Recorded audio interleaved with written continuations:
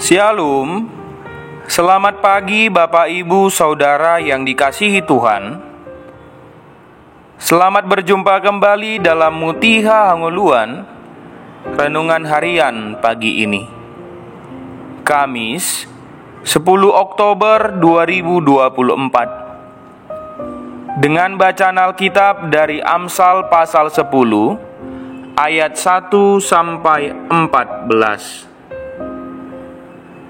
Yang menjadi ayat renungan harian hari ini adalah Amsal pasal 10 ayat 2. Demikian firman Tuhan. Harta benda yang diperoleh dengan kefasikan tidak berguna, tetapi kebenaran menyelamatkan orang dari maut. Harta dan tahta anak raja. Kesulitan ekonomi di zaman ini membuat orang menghalalkan segala cara untuk mendapatkan uang dengan cepat, seperti penggunaan sosmed yang tidak wajar, di mana seseorang akan berusaha membuat konten yang menyenangkan hati penonton tanpa peduli apakah itu sebuah kebenaran atau tidak. Bahkan dapat menurunkan moralitas orang Kristen. Yang penting FYP dan mendapatkan uang dari aplikasi tersebut. Tidak sedikit yang korupsi, merampok hingga menghilangkan nyawa orang lain, bersekutu dengan iblis, membuat pelaris dan sebagainya. Tetapi harta yang didapatkan itu ibarat uang setan dimakan jin. Cepat dapatnya dengan cara yang tidak benar, cepat pula habisnya tanpa ada hasil baiknya. Demikianlah Salomo memberikan bahan ajar kepada generasi muda dengan membuat perbandingan bagaimana harta serta kedudukan orang benar dan orang fasik. Orang fasik identik dengan kejahatan yang memiskinkan, sementara orang benar diberkati. Kemiskinan bukanlah keadaan, nasib atau takdir, melainkan bicara tentang pilihan mentalitas hidup seseorang.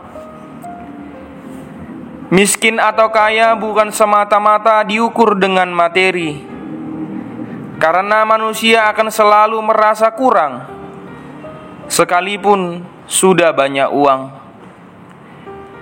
Tetapi orang benar tidak akan menderita kelaparan meski tidak kelimpahan uang.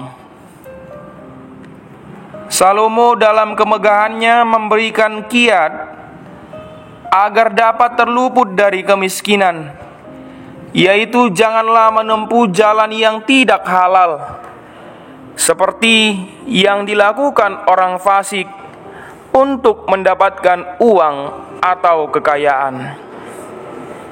Sebab segala kekayaan dan berkat dalam hidup hanya berasal dari Tuhan, bukan yang lain.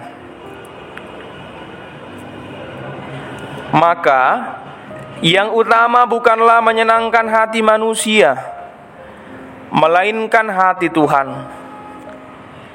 Meski demikian, bukan berarti mau menina-bobokkan orang Kristen, tetapi Allah yang senantiasa bekerja, maka Ia juga memanggil anaknya untuk mengelola apa yang telah Ia sediakan, menjadi sumber kehidupan.